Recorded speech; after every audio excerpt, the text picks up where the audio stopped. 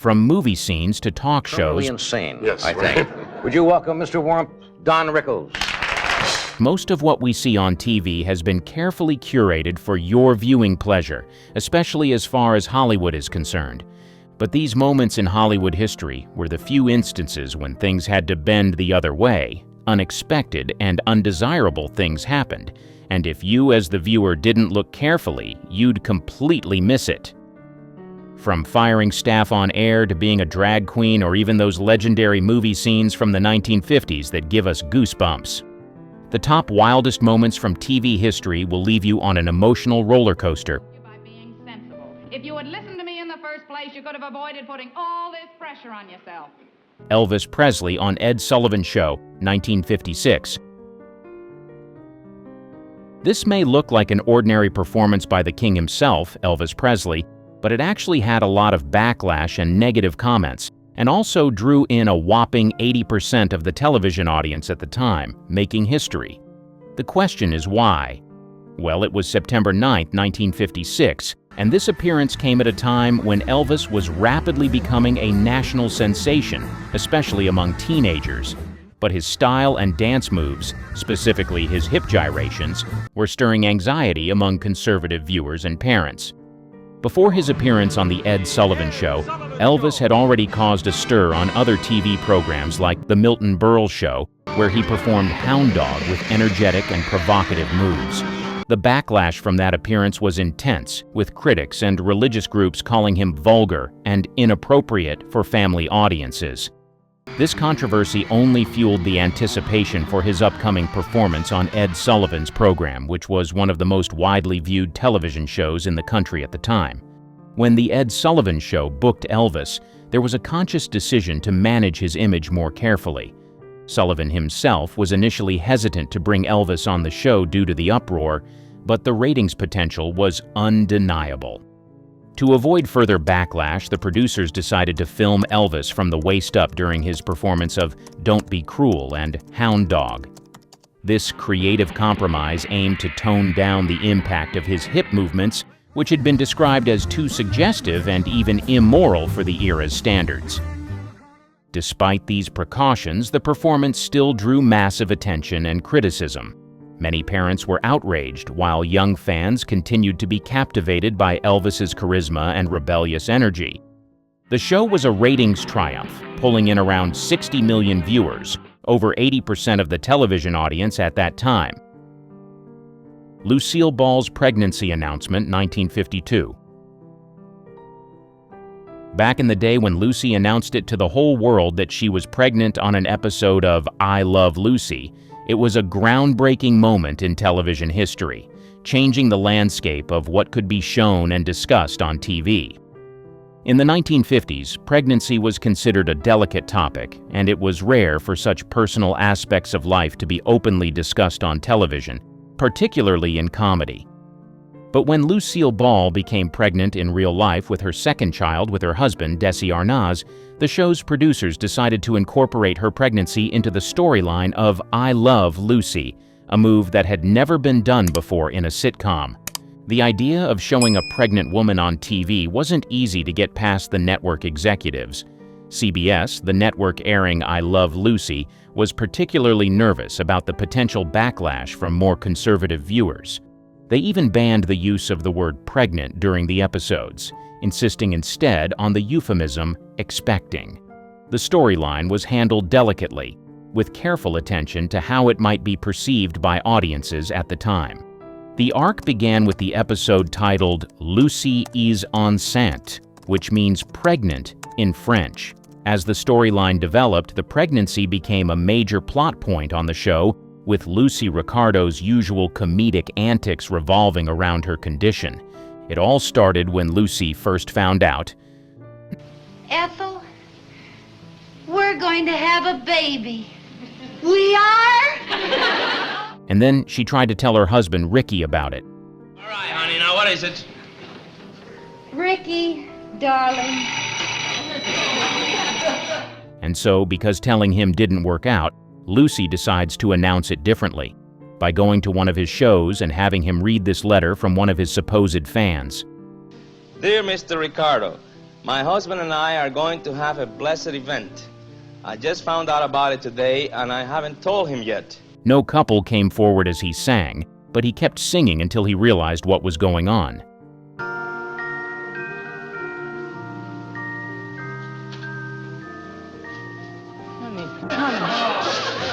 Honey, no. Really? Why didn't you tell me? Why, you didn't give me a chance. The timing of the episode added to its significance. Lucille Ball gave birth to her real-life son, Desi Arnaz Jr., on the same day that the fictional birth of Little Ricky aired on I Love Lucy. The episode drew an audience of over 44 million viewers, an astronomical number for the time. To put this in perspective, it was more than the number of people who watched President Dwight D. Eisenhower's inauguration the very next day. Milton Berle's infamous Drag Act, 1951. On the opening of his show Texaco Star Theater, Milton did something unusual and highly controversial at the time. In the famous opening, Berle came out on stage wearing a full wedding dress, complete with a veil and bouquet, as if he were the bride. The sight of a grown man, especially one with Berle's confident, cheeky persona, dressed in such an over-the-top bridal gown was a jarring and comedic image designed to surprise and amuse audiences.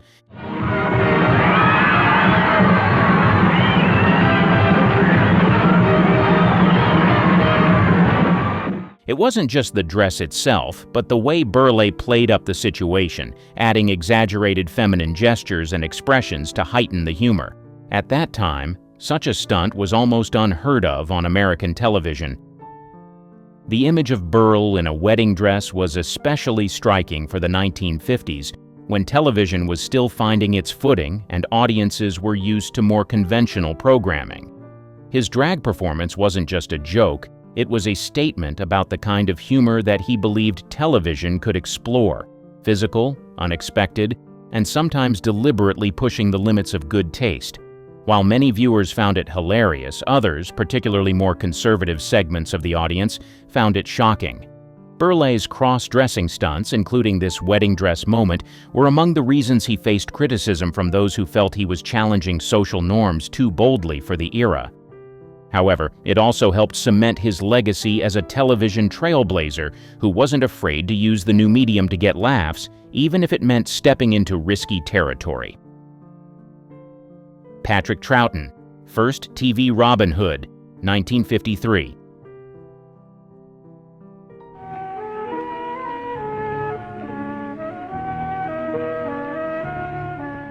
When it debuted on April 28, 1953, Robin Hood became the first dedicated television adaptation of the iconic English folk hero.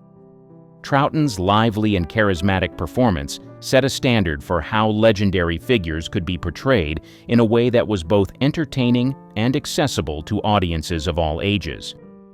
His ability to blend humor with heroism allowed the character to resonate with viewers during a time when television was still in its infancy.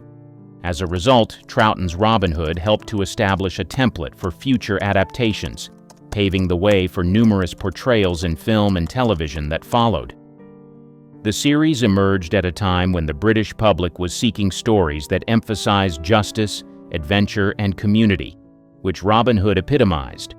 His tale of stealing from the rich to give to the poor spoke to post-war sentiments, reflecting a longing for fairness and equity in society. Troughton's engaging interpretation of the character made the story feel relevant and relatable, contributing to a cultural dialogue around morality and heroism that resonated deeply with viewers. Troughton's portrayal also underscored the potential of television as a medium for storytelling. The 6 half-hour episodes demonstrated how television could deliver compelling narratives, capturing the audience's imagination and encouraging further investment in original programming. This adaptation showcased the ability of television to engage viewers with serialized storytelling, a concept that would become fundamental to the medium in the years to come.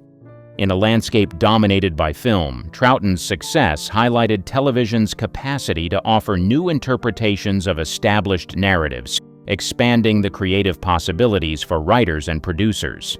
The significance of Troughton's performance is reflected in its long-lasting impact. His role not only made him a beloved figure in British television, but also set a benchmark for how future portrayals of Robin Hood would be crafted. The character became synonymous with adventure and justice, themes that continued to be explored in later adaptations, from Errol Flynn's classic film portrayal to modern interpretations in various series. First televised presidential inauguration, 1953. President-elect Eisenhower and Mrs. Eisenhower arrive in Washington for the inauguration. The inauguration of President Dwight D. Eisenhower on January 20, 1953, was a game-changer in the world of American politics. It was the first time a presidential inauguration was televised, and it marked a significant moment in how people engaged with politics. Around 29 million viewers tuned in to watch the event, which was a huge number at the time. This really highlighted the power of television as a new way to connect with the public. Before this event, most Americans relied on newspapers and radio to learn about politics. Television offered a fresh visual way to experience important moments, making them more relatable and engaging. Viewers could see Eisenhower being sworn in, hear his inaugural address, and feel the excitement of the day, which created a deeper connection between the people and their new president. The impact of this televised inauguration went beyond just that day. It set a precedent for how future political events would be covered. From presidential debates to campaign speeches, television became a crucial tool for politicians to reach out to voters. Eisenhower's inauguration showed that visual media could make political figures feel more accessible and human, changing the dynamics of political communication forever. After this event, it became clear that candidates needed to be TV-savvy to connect with the public effectively. This led to an evolution in how campaigns were run, as candidates learned to use television to their advantage, shaping their images and messages to resonate with viewers. This shift in how politics was presented and consumed laid the groundwork for the way we experience political events today. Now, we expect to see live coverage of major political happenings, and politicians know that how they present themselves on camera can significantly impact their public perception. Legendary To the Moon line, 1950-1956. You want the world of tomorrow, Alice? Want the world of tomorrow? I'll give you the world of tomorrow. You're going to the moon! You know that classic line from The Honeymooners where Ralph Cramden says, "To the moon"? It's such an iconic moment, right? That line perfectly captures the show's unique mix of humor and the everyday struggles of a working-class couple in the 1950s. The whole premise revolves around Ralph, played by Jackie Gleason, who often finds himself in these hilarious yet frustrating situations. The way he dramatically threatens to send Alice to the moon is more than just a punchline. It reflects the kind of tension and affection that many couples experience. It's a humorous exaggeration of domestic life, where husbands can feel a bit overwhelmed and wives have to deal with all their antics. What's really fascinating is how The Honeymooners broke the mold for sitcoms of its time. Instead of showcasing perfect families living in a fantasy world, this show brought a raw, authentic portrayal of working-class life to the screen. Audiences connected with the realistic struggles Ralph and Alice faced, making it a beloved classic that influenced many sitcoms that followed. The catchphrase itself became a cultural icon, representing not just the show but also the humor and challenges of marriage. It has popped up in various forms of media over the years, still evoking laughter and a bit of nostalgia. So, when you look at The Honeymooners, it's clear that it goes far beyond those initial broadcasts from 1955 to 1956. The show's blend of comedy and real-life struggles has shaped how modern sitcoms explore similar themes. The Psycho shower scene by Alfred Hitchcock, 1955.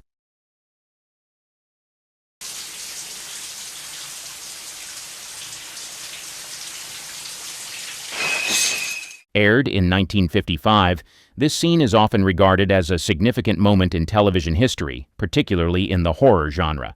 While this iconic scene echoes the infamous shower scene from Hitchcock's film, its television adaptation was groundbreaking for its time. In the shower scene from Alfred Hitchcock's Psycho, the character Marion Crane, portrayed by Janet Leigh, is brutally attacked while showering in the Bates Motel.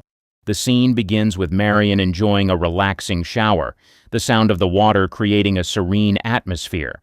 However, that tranquility is shattered when a shadowy figure enters the bathroom. As the iconic score swells, the tension escalates. The audience sees Marion's silhouette behind the frosted glass shower curtain, and then the figure violently pulls back the curtain, revealing the chilling image of a knife-wielding attacker, Norman Bates, played by Anthony Perkins. The camera captures the horror of the moment through quick cuts, highlighting Marion's terror as the knife plunges into her repeatedly. The editing creates a disorienting effect, amplifying the shock and brutality of the attack without showing excessive gore. Hitchcock masterfully uses music, camera angles, and sound to heighten the suspense, turning what could have been a straightforward scene into a landmark moment in film history. The violent act is both shocking and stylistically beautiful, a hallmark of Hitchcock's approach to suspense and horror. This scene is significant not only for its graphic content, but also for its impact on cinema and television, influencing countless filmmakers and becoming a cultural touchstone. It pushed the boundaries of what audiences could expect in terms of violence and narrative complexity. The I Cheated scene. Television theater.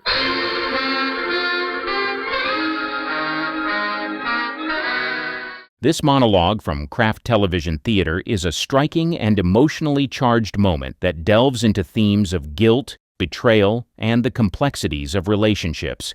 Delivered by a character grappling with the aftermath of infidelity, the monologue captures the raw emotions of regret and self-reproach. The scene centers around a student who finds himself in a tough spot after cheating on an exam. Instead of trying to wiggle his way out of the consequences, he decides to come clean and own up to what he did. During his heartfelt monologue, he talks about the pressure he felt that drove him to cheat. It's not just about the act itself, it's more about the guilt and shame that hit him afterward. You can see how torn he is. He knows he messed up, and rather than begging to be let off the hook, he faces the music. He believes that owning up to his mistake is the right thing to do.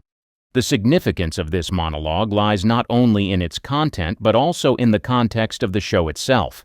Kraft Television Theater, which aired from 1947 to 1958, was known for its willingness to tackle serious social issues and provide thought-provoking narratives.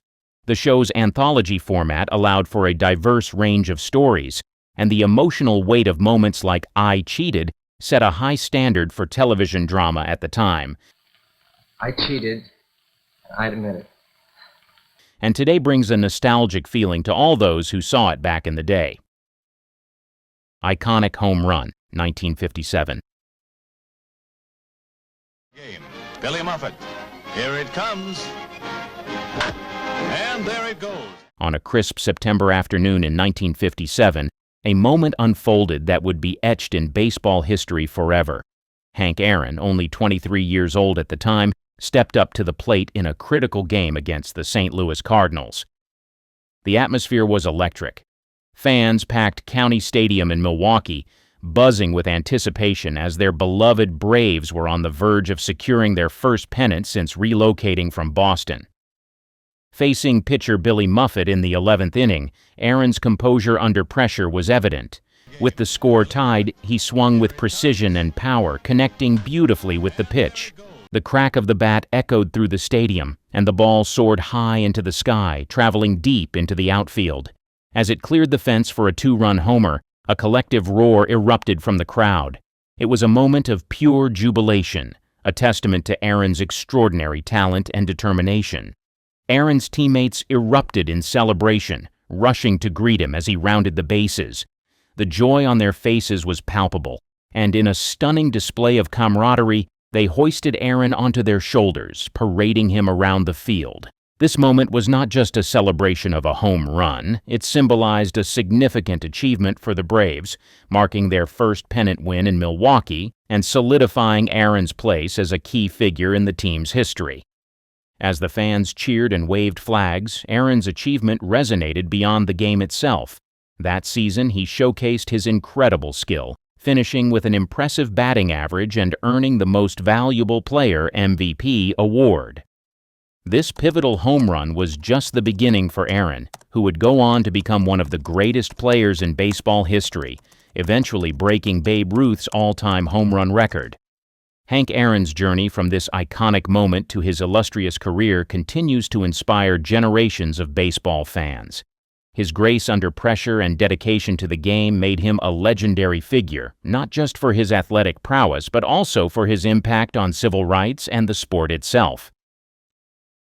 I Could Have Been a Contender scene, 1954.